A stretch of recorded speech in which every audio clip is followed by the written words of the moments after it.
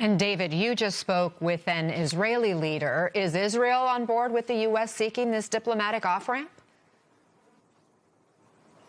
Well, Anna, the most important person in Israel who we haven't really heard from with much clarity yet is obviously Prime Minister Netanyahu. It's not totally clear where he stands on this, and where he stands depends, I think, on the substance of any kind of agreement that the Trump administration is proposing to arrive at with Tehran. But I did speak today with a Likud member of the Knesset, so that is Netanyahu's party, because I wanted to get a sense of what the party line might be on this question. I'll play you a little bit of the interview, and we'll talk about it on the other side. Take a listen. If this is how the war ends, then of course we all want this war to end. If right now we see a weak Iran that is begging for some rope to be saved, and we give them that rope, then that would be a tragedy. The real test will not be will they pause the nuclear weapons program until the end of Trump's term. The real test will be long term. Will we see this threat removed from the table? From the perspective of many Israeli officials, this war is not over until the regime in Tehran has fallen completely. They are highly skeptical of the notion that Tehran will abide by any kind of agreement that it makes with Trump regarding its nuclear weapons program, regarding its ballistic missiles program. But at the same time, another thing that MK Iluz, that member of the Knesset that you just heard from, told me is that they are also trying their best to trust Donald Trump in this arrangement. They realize that they need the United States in this war, so they're having to walk this relatively thin line between expressing skepticism of any kind of premature ending to the war, what they would describe as a premature ending to the war, while also being deferential to the United States and to the administration of Donald Trump, whom they realize, again, they need to achieve what they say they want to achieve in this conflict, Anna. David Noriega and Inzamam Rashid, thank you both for your reporting. Peter, President Trump says Iran, quote, gave us a present. We played that clip there at the top. He says it involves the oil and gas that goes through the Strait of Hormuz. Iran is letting some non-hostile tankers get through. So could that be the gift that Iran gave to the U.S. that the president was referring to? What do you know? It could be. Look, President Trump is looking for an off-ramp here. He's willing to characterize things in a way that will seem most advantageous to him, so he can take a relatively minor concession, describe it as a really big gift in order to justify any potential peace deal if he decides to make one. We don't know they're going to make one. We don't know that that's where he's heading, but he certainly has a lot of incentive at this point to try to find a way to wrap this up domestically. This has been a real problem for him. Economically, it's been a real problem for him. And the end goals are still relatively, unclear. So I think we take everything he says at this point in the context of the negotiation and recognize that we don't really know everything that's going on right now. If the U.S. is trying to wrap this up, some of the actions seem to point the other direction, General. We've learned the 82nd Airborne is now being called up. That's on top of all the Marines that we've reported on that have been deployed. Do you deploy a force like this 82nd Airborne Division as a contingency plan, or only if you plan to use them? Well, I think the United States is moving in three directions simultaneously. First, obviously, we would like to have a diplomatic settlement. Secondly, the United States is going to continue the air campaign as vigorously as it can, not only against the targets, the missiles and the drones and so forth, but also targets along the Persian Gulf, especially around the Strait of Hormuz. So the air campaign's underway. It's not going to slack off. They're going to intensify it. And if everything else fails, I'm sure there is an option to put ground troops in to seize the islands that are blocking the exit from the Gulf through the Strait of Hormuz. So, yes, this is not just posturing. I'm sure there are plans and planning underway and preparations, and probably for a lot more troops than this, Anna.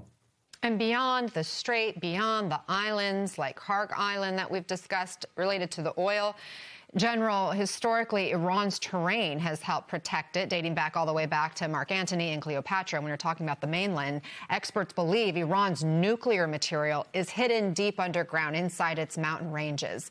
Is this the sort of thing the 82nd Airborne paratroopers are trained to handle? If we knew the location that we were going after on the nuclear materials, We could insert some elements of the 82nd in to form a security perimeter so special forces could have the time and the freedom of action to actually excavate and get this nuclear material out. So they could be doing that. They could also be working on the plans to clear the strait of it, the missile launchers and torpedo boats and everything else that Iran has put in there, and sometimes in underground storage locations and so forth. So there's a lot of military objectives out there.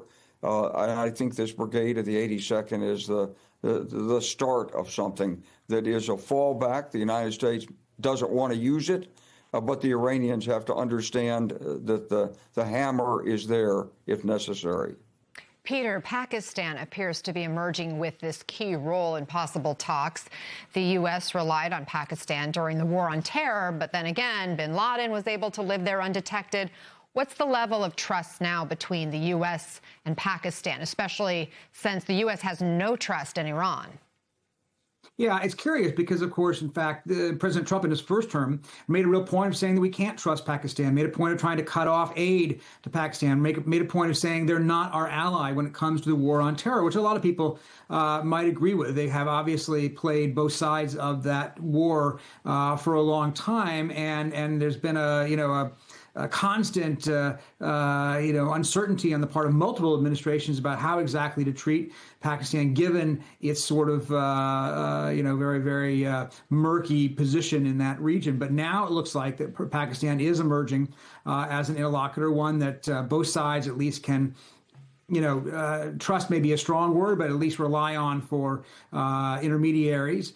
As intermediaries. And I think that the president is, of course, very flexible when it comes to deciding who is his friend and who is not. When somebody acts in what he sees as his favor, he's willing to consider them to be an ally. What would it take to get a diplomatic summit on the books, Peter?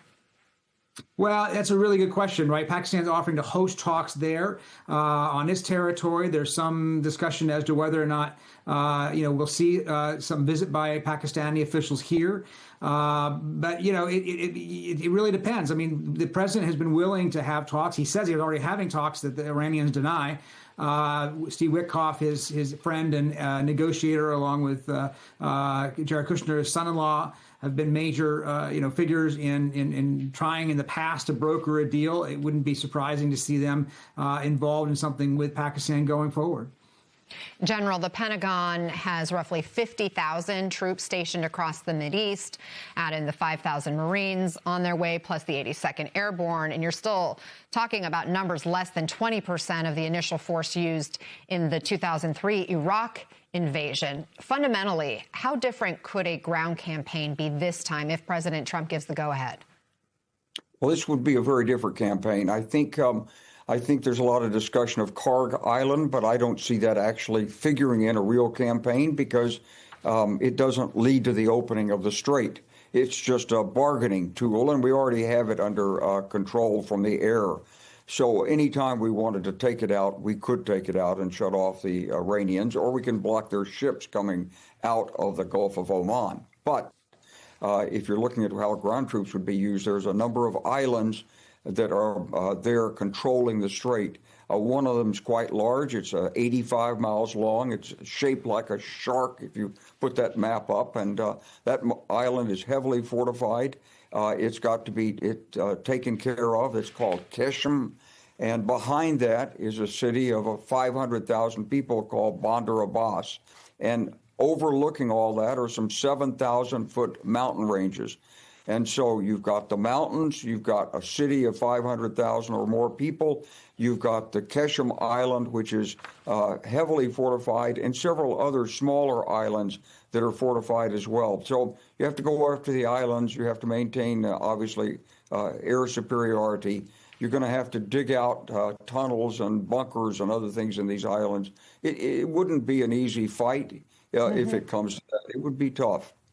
Yeah, and we're so lucky to have your insights on how that could come about. Guys, we have some news just in to MS Now, some new reporting from a diplomatic source who's stationed in Iran, who requested anonymity given the sensitivity of these diplomatic discussions that are underway right now around the war in Iran, telling our MS Now contributor Inzamam Rashid that Iran has rejected the U.S. peace proposal and has now set 5 conditions for an end to the war of their own. And Iran's conditions reportedly include immediate end to attacks and assassinations in Iran, establishment of concrete guarantees against future U.S. attacks, clear determination and guaranteed payment for war damages, international recognition of Iran's authority over the Strait of Hormuz, and an end to the war across all fronts, including for all Iranian proxies in the region. Peter, what's your reaction to this? Well, I mean, that's not surprising. Obviously, they weren't going to simply take President Trump's 15-point plan and say, yes, done, we're all ready to go. It's not an unconditional surrender, as the president has been demanding. And so they've then now set their counter proposal in effect, saying what their conditions are. This is how a negotiation works. What we don't know is whether these are all for the purpose of public posturing and whether there's an actual, middle ground here that can be found or not. And I think that's up in the air. But it's not surprising to see Iran throw its own conditions out there on the table. General Clark knows better than I do. The old saying in the military is the enemy gets a vote. And this is what it's trying to say is a vote.